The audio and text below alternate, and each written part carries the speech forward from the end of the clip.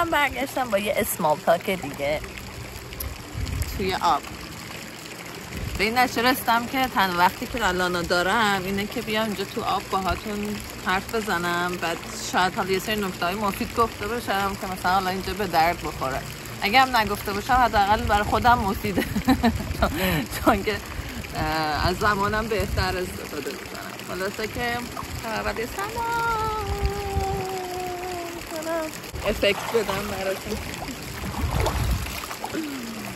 آره این هفته که گذشت من رفتم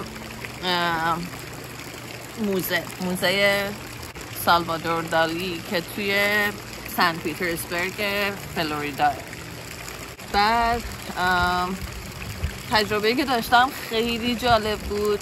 خب موزه های زیادی سعی کردم برم. یکی از هیجان انگیزتریناش مثلا به نظرم خونه رامبراند بود چون من رامبراند رو خیلی دوست دارم. بعد ون گوگ میوزیم آمستردام بود، اونو من خیلی دوست داشتم.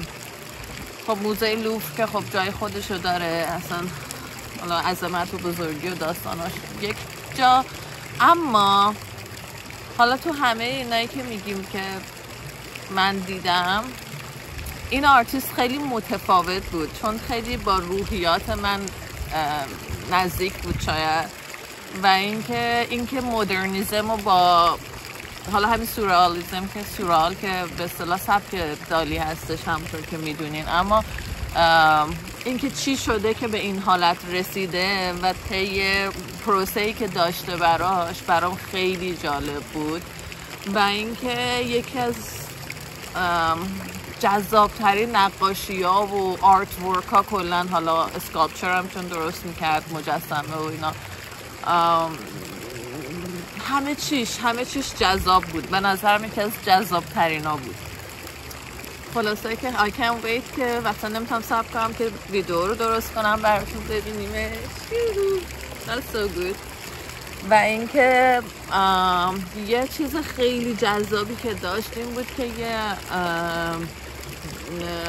گنبد بزرگ که گنبد دالی بودش، به اصطلاحشون دالی توی آرت ورکاش داره و تمام لایف تایمش و آرت ورکاشو و اینکه حالا یه سری موومنت ها توی آرت ورک ها و این چیزها رو کامل نشون داد. و واقعا یه نیم ساعت، فکر کنم 40 دقیقه، نیم ساعت بود، نیم ساعت 40 دقیقه امیزینگ، یعنی بیوتیفول، زیبا، هر چی بگی اصلا از زیبایی این آرت ورکی که درست کرده بودن حتی براش من بگم کم گفتم. سعی کردم از اونم فیلم بگیرم، امیدوارم که کپی رایت و اینا نخوره که بتونم بذارم.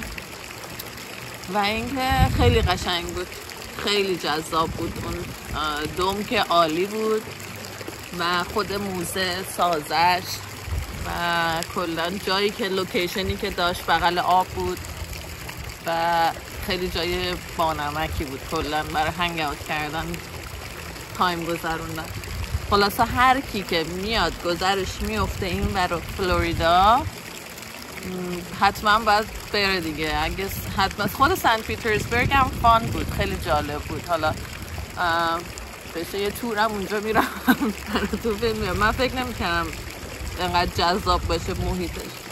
جالب بود کلا، جوون تور و فان و رستورانای خوب و بارای خوب و اینا هم بود. اما بهترینش کلا همون دالی میوزیم.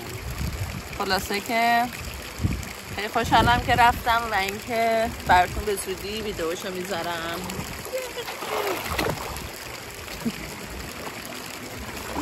جامپ کردم براتون تا اینکه ویدیو رو لایک کنین.